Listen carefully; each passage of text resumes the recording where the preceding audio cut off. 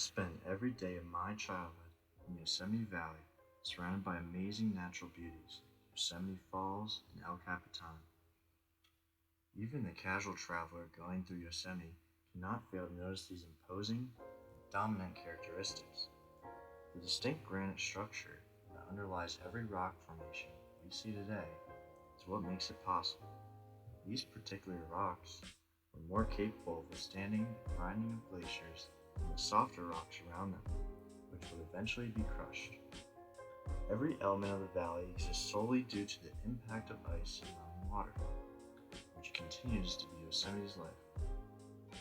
Another granite structure that has weathered the glaciers forming process is Half Dome.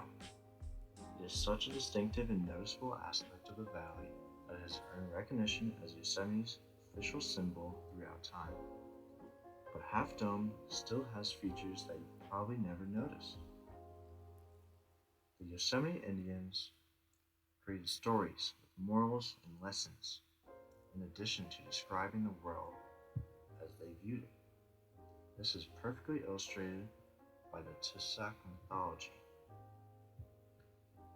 The Tussac legend says that everything has a purpose, and everything you see has a backstory.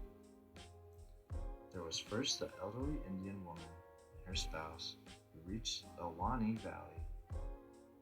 The woman was carrying a lovely but heavy cone-shaped basket that was constructed from reeds and coarse grasses, as was customary in those long ago days. With the exception of his walking stick, her spouse walked side by side with her. The elderly couple traveled in the scorching bright heat while becoming increasingly thirsty. Tussac was the first to arrive at the stunning mountain lake, and she sipped heavily from it. She drank so much that the lake was dry when her husband got there because of her. Due to the empty lake, a drought developed which caused the previously gorgeous green valley to dry up. This infuriated the man, who then hoisted his walking stick to attack his wife. She sobbed and her tears soiled her face as she sprinted away from him. The Great Spirit changed them both into enormous stone structures, as they faced one another as punishment for their evil as she turned and tossed her basket at the husband. Her and her husband have now permanently split up. These are referred to as Washington Column and Half Dome by white people. Her face is still stained with tears, and her abandoned basket is still there.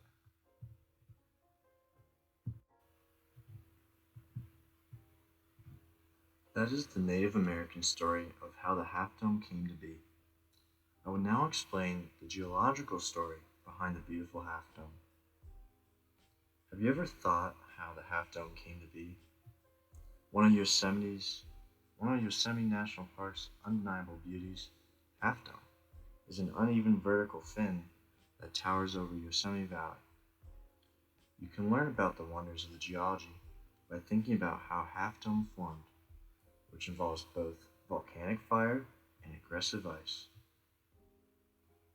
Similar to the other granite faces in Yosemite, Half Dome was created by so-called intrusions of molten rock that underneath solidified to create enormous granite bodies.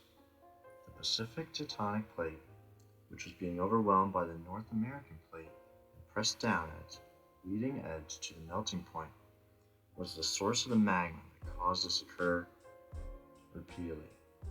Primarily during the Cretaceous period, the intrusive granite was later exposed at the surface as surrounding rocks were eroded away, and subsequently elevated in the mountain building phase that created the modern Sierra Nevada. Despite the range's scattered volcanic rocks, the Sierra core is made of hard, broadly joined, gorgeous pale granite. In the presence of erosion and weathering, granite is an extremely hard rock. Around the joints, which are little natural fractures, is especially vulnerable. The peak's current outlines are primarily the result of weathering. Exfoliation is a weathering process that may result from the relaxation of tension on the granite after surrounding rock layers have been destroyed by erosion. This is the weathering process that gave rise to Half Dome's rounded crown.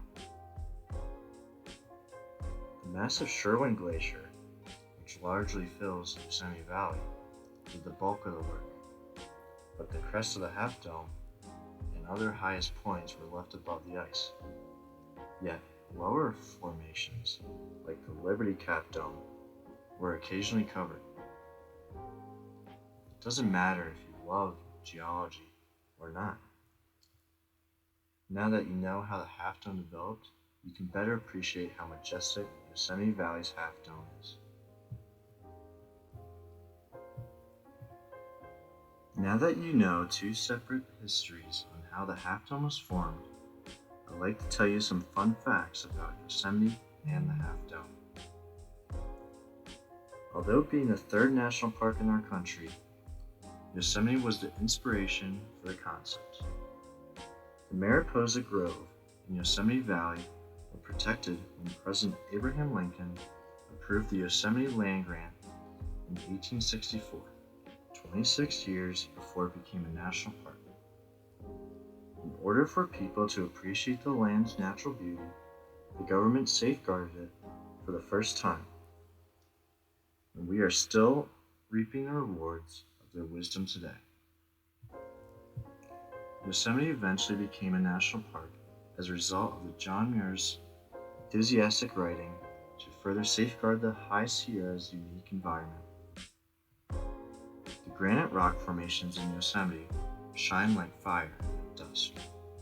At Yosemite, the sun performs incredible tricks, casting vivid red and orange light on El Capitan and the Half Dome.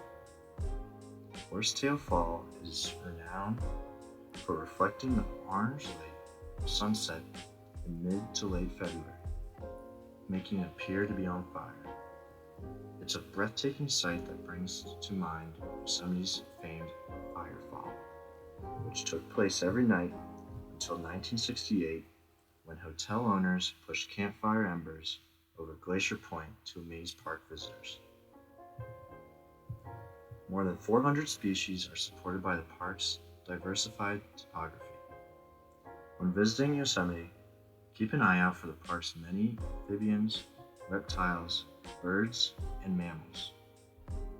One of these creatures is the uncommon Sierra Nevada red fox, which was seen on a wildlife camera for the first time in almost 100 years while strolling across the high peaks of California's Sierra Nevada. One of the highest waterfalls on Earth is present in Yosemite. Yosemite Falls ranks as one of the world's highest waterfalls at 2,425 feet. But did you know that it is really composed of 3 different falls? Yosemite Falls, which can be viewed from many locations across Yosemite Valley, is made up of Upper Yosemite Fall, the Intermediate Cascades, and Lower Yosemite Falls. I hope you enjoyed the video and learned something about the beautiful Half Dome.